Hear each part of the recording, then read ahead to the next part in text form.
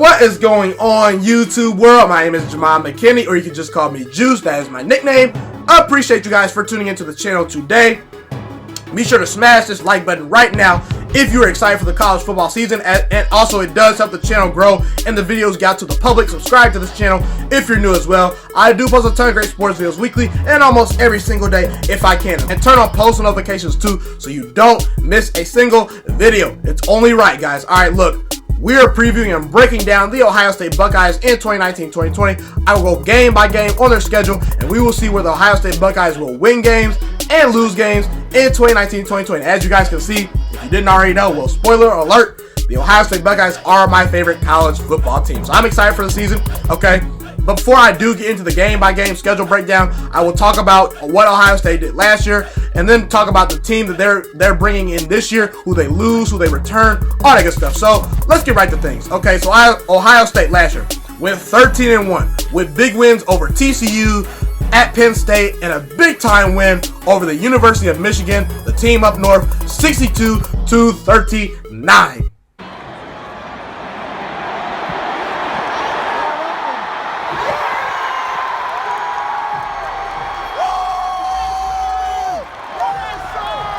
Defense in the country. I don't see him on the field. I don't see it either. Where they at? Where they at?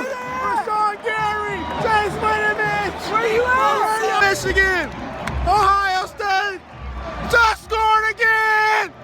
Ohio State, ultimately won the Big Ten over Northwestern in dominating fashion. Only had one loss. They won their conference, but ultimately did not get into the college football playoffs. The teams that did get into the college football playoffs were Clemson, Alabama, Notre Dame, and Oklahoma. Ultimately, the main reason, if you want to point to the reason why Ohio State did not get into the playoffs, was the 49-20 loss at Purdue. Ultimately, that kept us out of the playoffs, okay? But either way, pretty good year.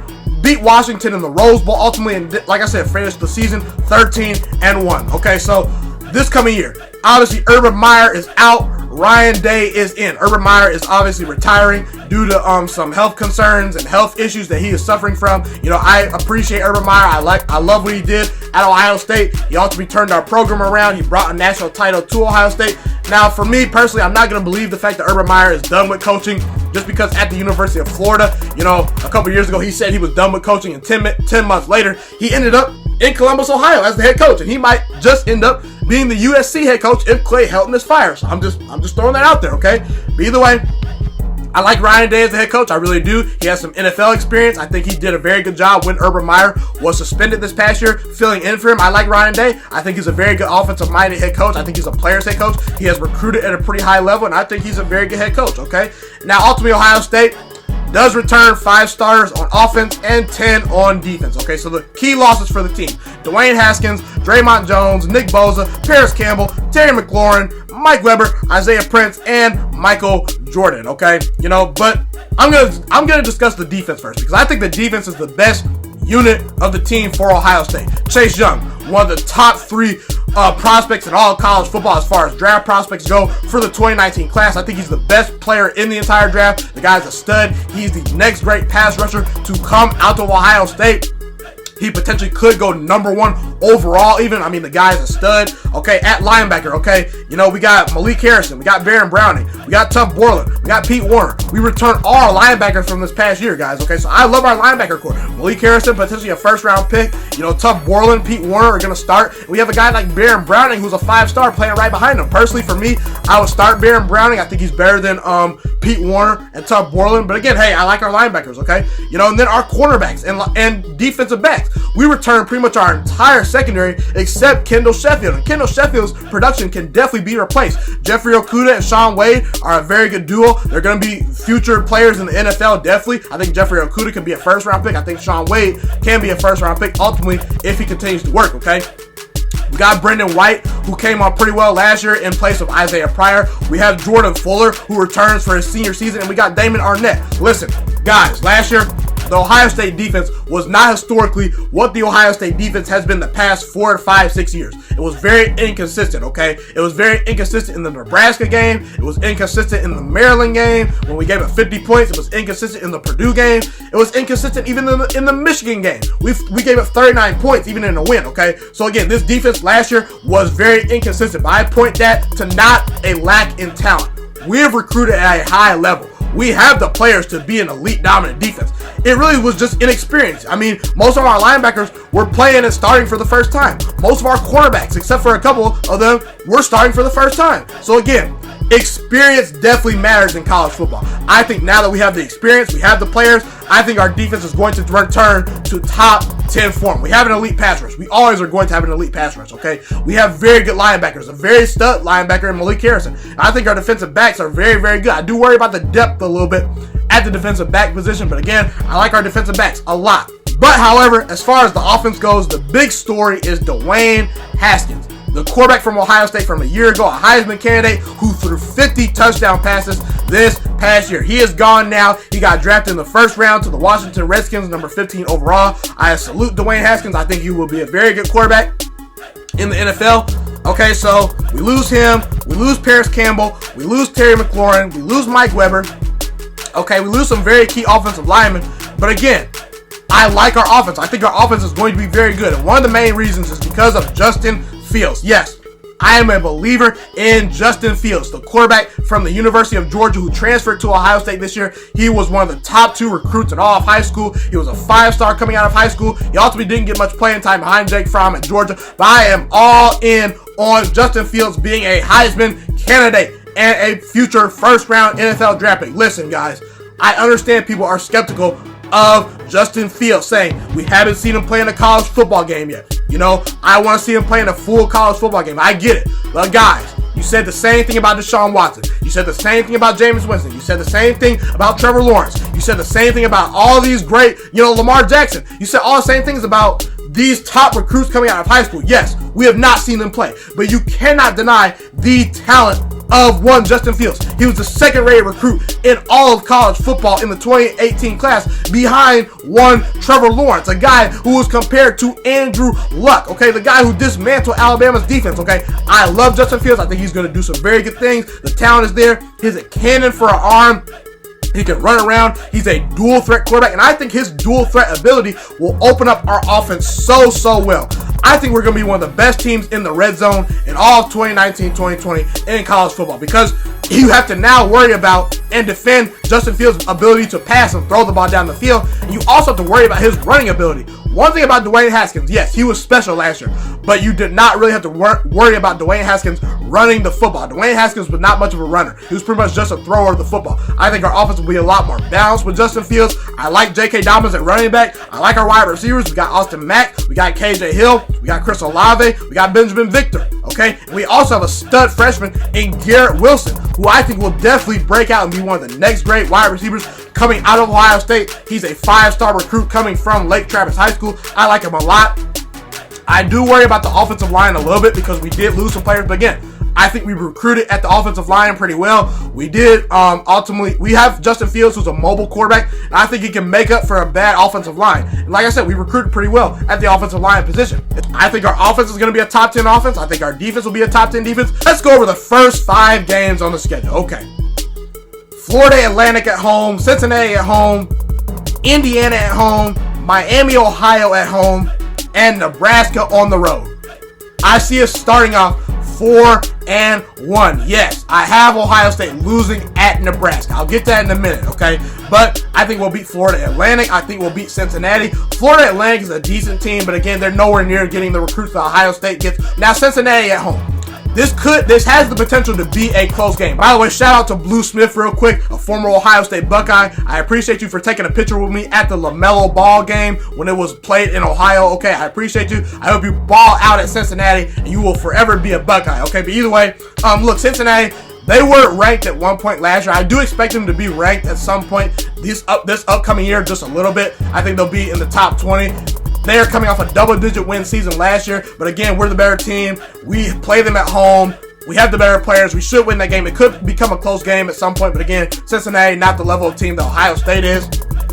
At Indiana, I could see this potentially as an upset loss, but again, Indiana, I don't think they have the offense to score and keep up with Ohio State. We have a better defense. I think our offense will be very good. I think we beat Indiana. And then Miami, Ohio at home. If that is not Miami, Florida, I don't want to hear about them competing with Ohio State. We'll win that game. Okay, now at Nebraska. I had that as a loss.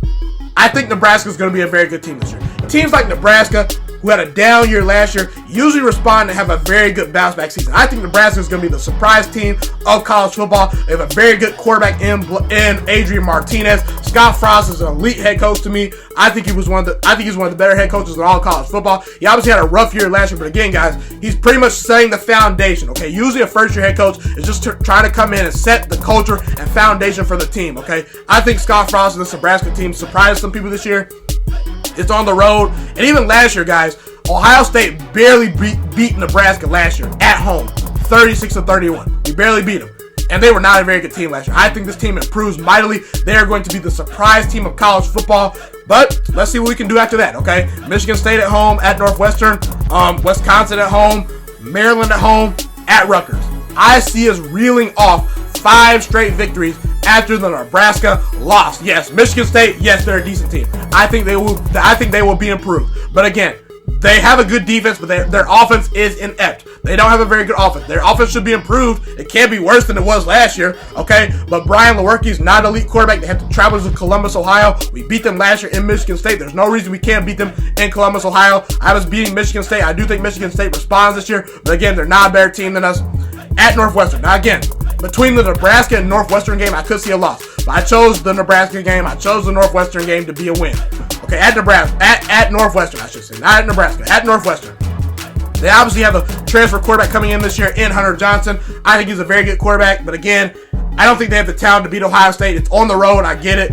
But again, I see Ohio State beating Northwestern. We blew them out in the Big Ten title game last year.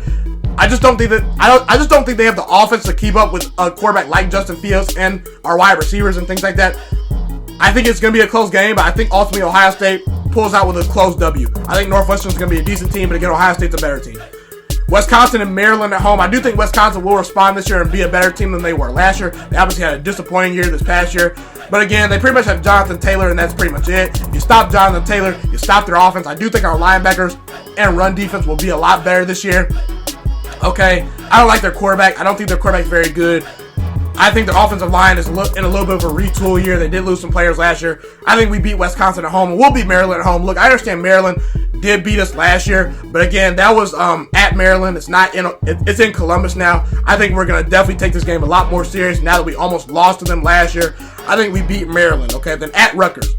I see the game at Rutgers as a win. That's one of the worst Power 5 teams in all college football. Penn State and Michigan. Okay, Michigan on the road, Penn State at home. To me, the Penn State game is set up for trappery. It's set up for trappery. You saw last year in a Big Ten game, right before the Michigan game, that is set up for trappery. Usually teams that play conference games before big rivalry games usually tend to overlook these opponents.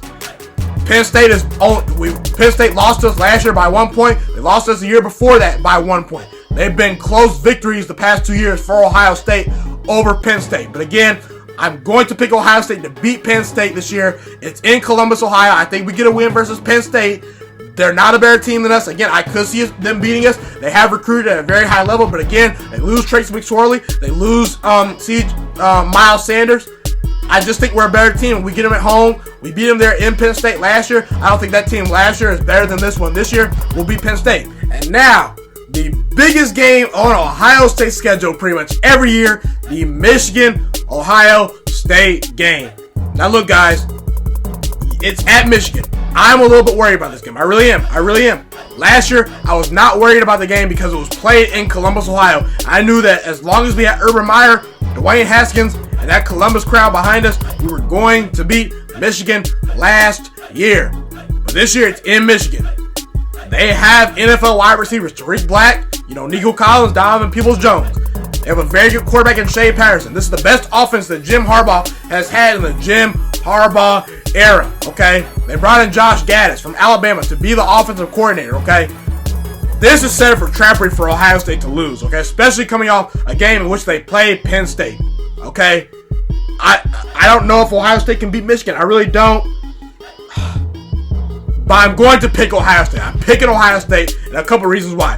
The reason why is because we returned 10 starters on defense, okay? Our defense and Justin Fields' ability to run the ball will be the difference in this game. Listen, our defense, like I said, we have the cornerbacks, we have the linebackers, we have the pass rush to match up with Michigan's new spread offense. We have the cornerbacks and defensive backs to cover their elite wide receivers. We have the pass rushers to get after Shea Patterson, okay? Michigan loses Rashawn Gary. They lose Devin Bush.